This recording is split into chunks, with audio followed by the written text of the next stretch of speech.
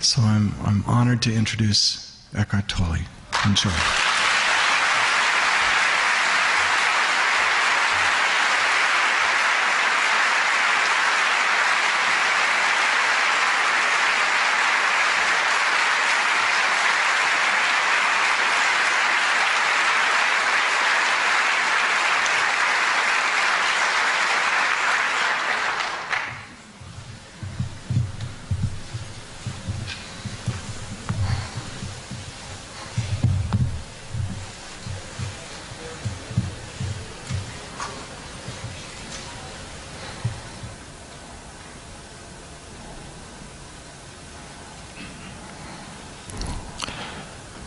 Welcome to our meditative evening.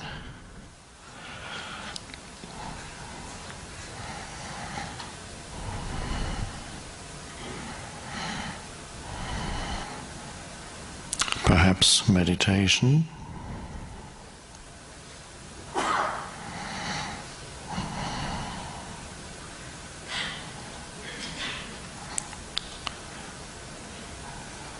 To meditate successfully,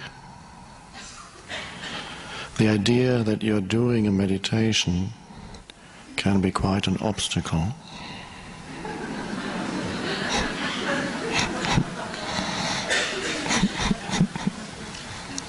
So maybe that's the first thing we can get rid of tonight. The preconceptions and the expectations that come with that term. So why did we call it guided meditation? Well, we had to use some word to get you here.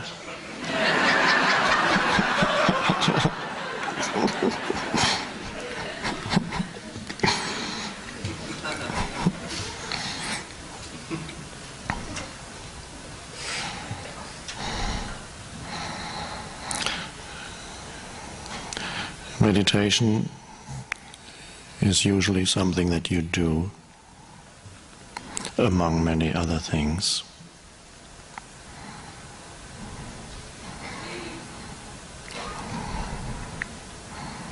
Doing implies all kinds of things. It implies time, even future to some extent.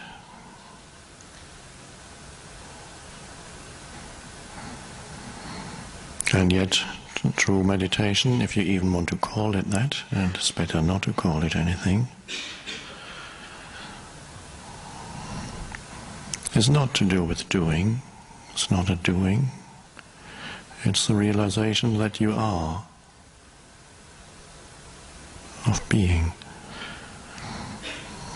which underlies all doing, is prior to all doing. Thoughts, emotions, is prior to that. The simple realization, not the realization who you are,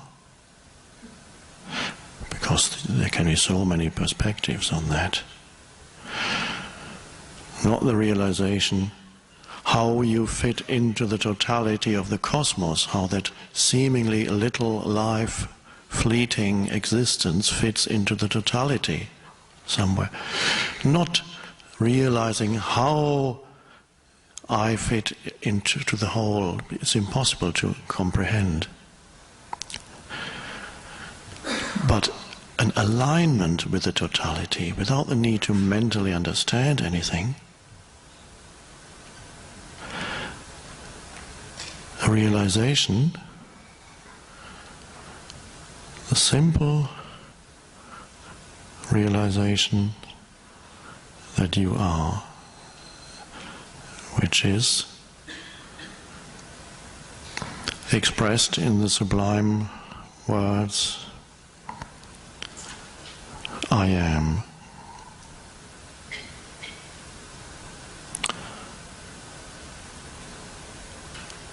And if you've missed elementary grammar at school,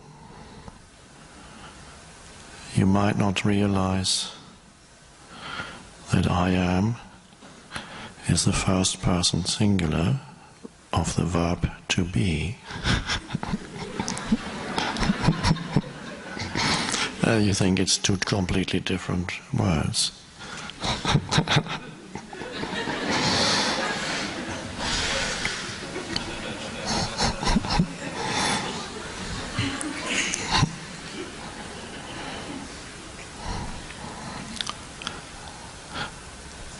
The realization that you are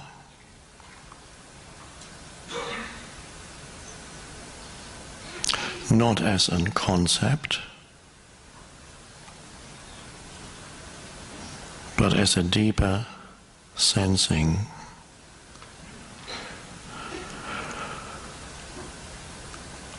of the life that you are.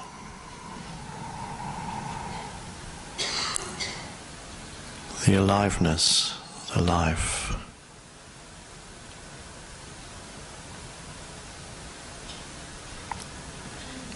And something helpful to realize that is to pretend for one moment that there is no past and no future. Shh. Shh. Shh.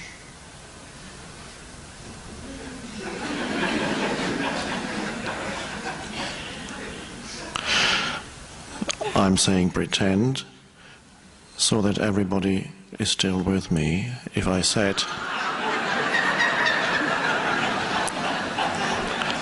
said there is no past and future, some of you might suddenly start thinking, just a second, aren't you going to sign books in an hour?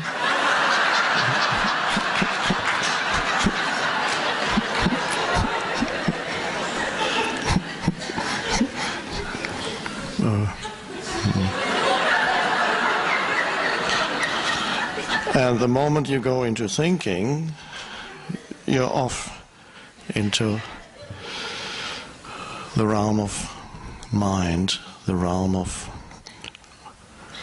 things, objects in consciousness. Every thought is an object in consciousness, and every thought has a pulling power. So it arises, and it pulls your attention in, and you start thinking, okay, but I came here half an hour ago, there must be a past.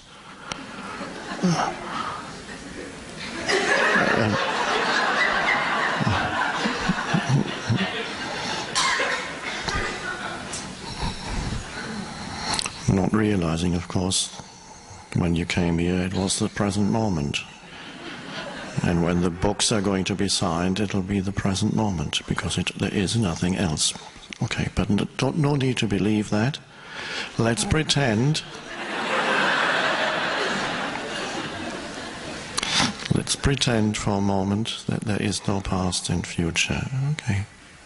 Or let's just say past and future become peripheral to who you are. There's only this.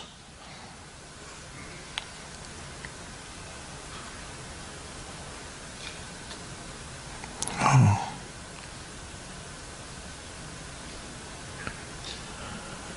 That is the entry point into the realization I am. Thinking is not required for that realization.